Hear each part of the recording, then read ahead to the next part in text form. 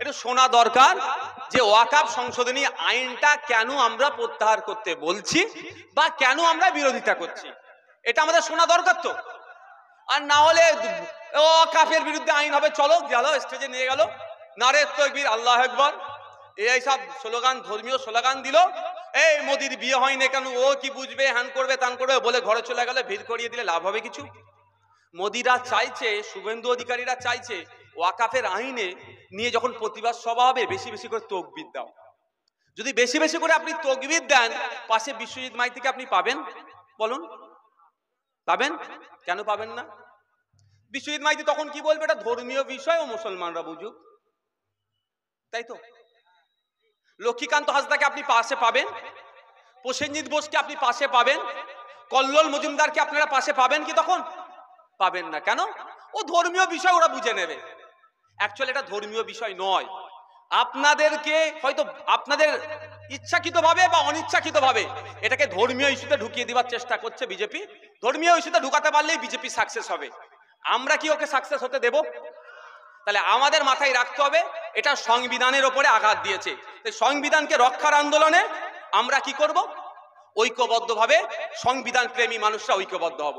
সংবিধানের 14, 15, 25, 26, 29, 300 ক এই ধরনের একাধিক ধারায় আক্রমণ করেছে এই সংশোধনী, ফলে আমরা এর বিরোধিতা করছি। আপনারা প্রথম দিন দেখেছেন সুপ্রিম কোর্টে যখন এটা নিয়ে আলোচনা চলছিল, অনেকে লাইভ দেখেছেন, ম্যাক্সিমাম সময় আর্টিকেল 26 নিয়ে আলোচনা হচ্ছিল। আর্টিকেল 26 কি? একটু দেখবেন, গুগলে গেলেও পাওয়া যাবে। আপনার সম্পত্তি আপনি রক্ষণাবেক্ষণ, দেখভাল, হ্যান ত্যান এইসবের উপরে আর্টিকেল 26টা আছে। তো এটা ওরা বিজেপি সংবিধানের উপরে আক্রমণ করেছে, আর আমরা সংবিধানকে রক্ষার জন্য রাস্তায় নেমেছি।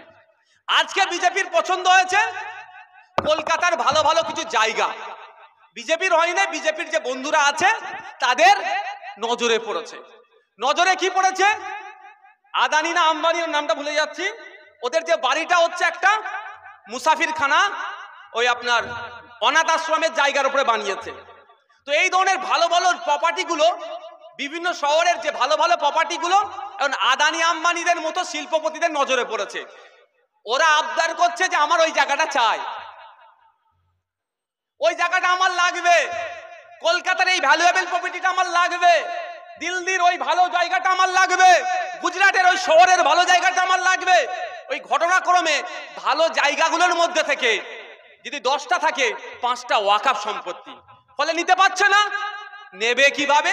তার জন্য একটা আইন পার্লামেন্ট থেকে ওরা পাস করলো, যে আইনটা আপনার 1 নম্বর 14 নম্বর আইন 2025 সালে এটা পাস করলো। এর মধ্যে যে ভুলগুলো আছে তার আমরা বিরোধিতা করছি। সেই ভুলগুলো কি কি একটু জানতে হবে। এবার এর বিরোধিতা যাতে শুধু মুসলমানরা করে, সেই জন্য আমার হিন্দু সমাজের মধ্যে একটা ভুল বার্তা দিয়ে দিল মোদিজি। কিভাবে ভুল বার্তাটা দিল আমরা জানতে হবে। ভুল বার্তাটা বিজেপির কিছু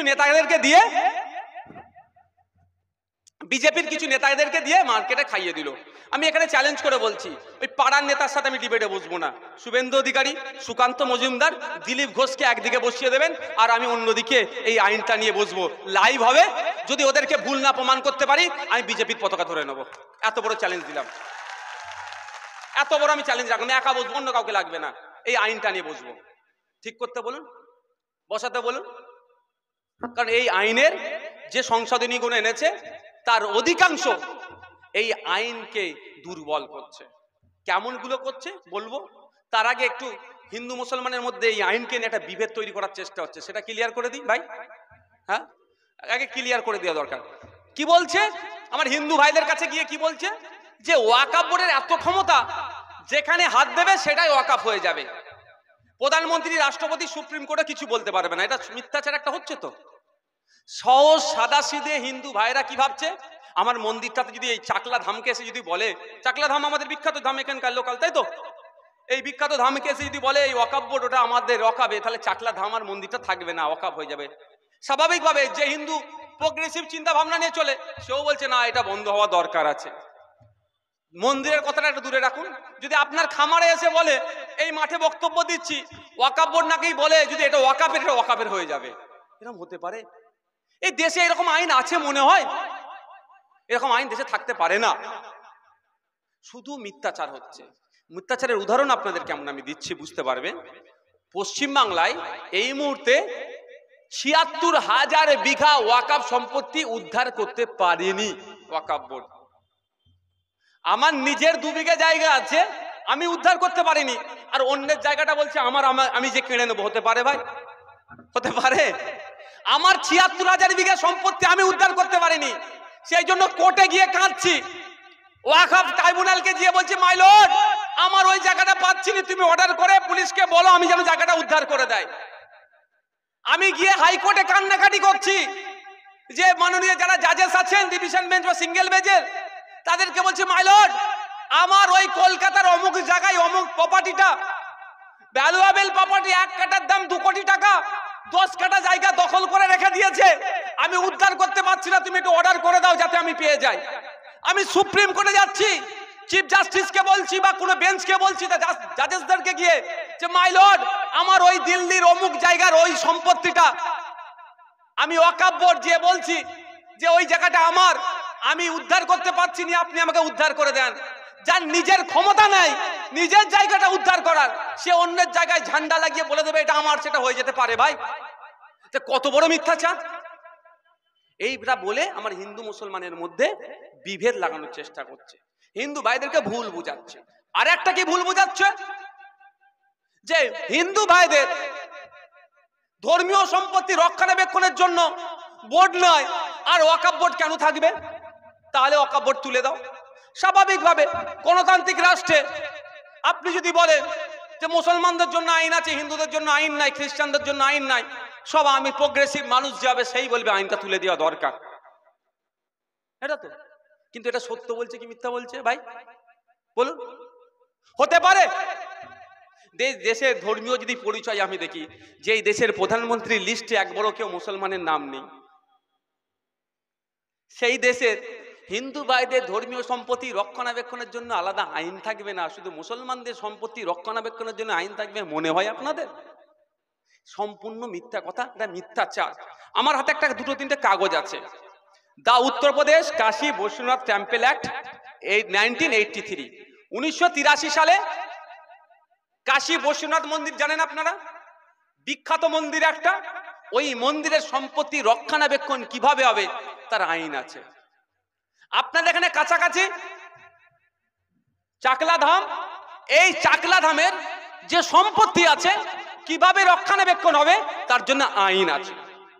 কালীঘাটের যে মন্দির আছে, তারকেশ্বরের যে মন্দির আছে, দক্ষিণেশ্বরের যে মন্দির আছে, সারা ভারতবর্ষের যে মন্দিরগুলো আছে, ইভেন আমাদের উড়িষ্যার জগন্নাথ মন্দির যে আছে, প্রত্যেকটা মন্দিরের সম্পত্তি রক্ষণাবেক্ষণের জন্য আলাদা আলাদা আইন আছে।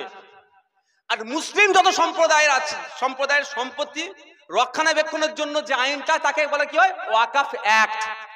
হিন্দু ভাইদেরটা টেম্পল অ্যাক্ট, আর মুসলমানদেরটা কি বলুন? ওয়াকফ অ্যাক্ট।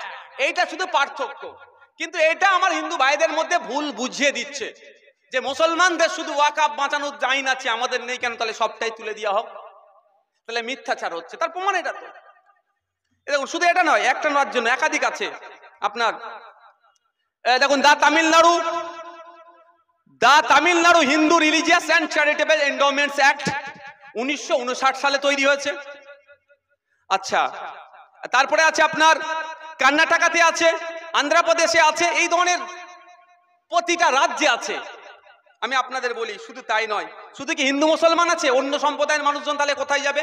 যারা পার্সি, যারা শিখ, যারা বৌদ্ধ, যারা খ্রিস্টান, তারা কোথায় যাবে? প্রত্যেকটা ধর্মের মানুষের জন্য আলাদা আলাদা আইন তৈরি করা আছে তাদের ধর্মীয় সম্পত্তি রক্ষণাবেক্ষণের জন্য। যেমন the Parsis public trust registration act 1936, 1936 সালে পার্সিদের জন্য সেই আইন তৈরি করে দেওয়া হয়েছে। শিখেদের জন্য 1973 সালে Sikh endowments or the Sikh gurdwaras and religious endowments act 1973 সমস্ত ধর্মের মানুষের ধর্মীয় সম্পত্তি যাতে প্রোটেক্ট থাকে তার জন্য আইন তৈরি করে দেওয়া হয়েছে।